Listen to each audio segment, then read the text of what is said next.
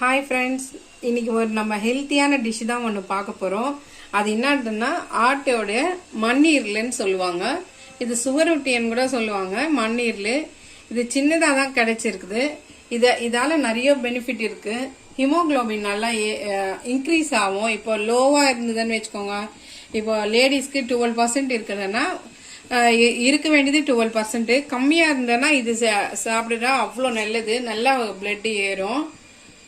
Beetroot அதெல்லாம் கூட சாப்பிடலாம். பீட்ரூட்டு கேரட்டு அதெல்லாம் சாப்பிடலாம். இருந்தாலும் இந்த சுவரொட்டி இது மண்ணீரில் சாப்பிட்டோம்னா நல்லா பிளட் ஏறும். இது எப்படி செய்யுது, சிம்பிளாக ஒரு ஈஸியாக எப்படி செய்யறதுன்னு பார்க்கலாம் வாங்க. கடாய் வச்சிருக்கேன். ஒரு 2 ஸ்பூன் எண்ணெய் ஊற்றிக்கலாம். எண்ணெய் நல்லா காஞ்சிடுச்சு. இப்போ சோம்பு ஒரு 1/2 ஸ்பூனு, ஒரு வெங்காயம் பொடியா கட் பண்ணிட்டு கொஞ்சோண்டு கருவேப்பிலை. வெங்காயம் நல்லா வதங்கட்டும்.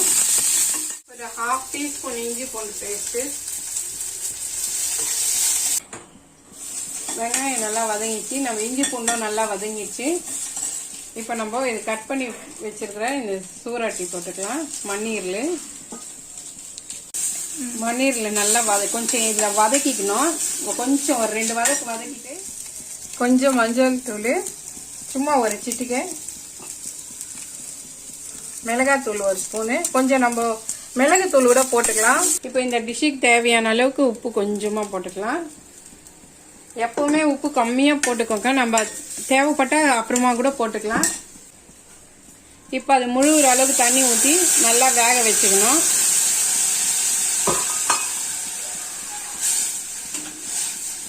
நல்லா வேக வச்சுட்டு இது நல்லா சுண்டி வரணும். இந்த தண்ணி நல்லா சுண்டி வந்துட்டு நல்லா ரோஸ்ட் பண்ணிடணும். அவ்வளோதாங்க. இது நல்லா வெந்து வந்துடுச்சு. இதை போல் நல்லா தொக்கா வந்துடணும்.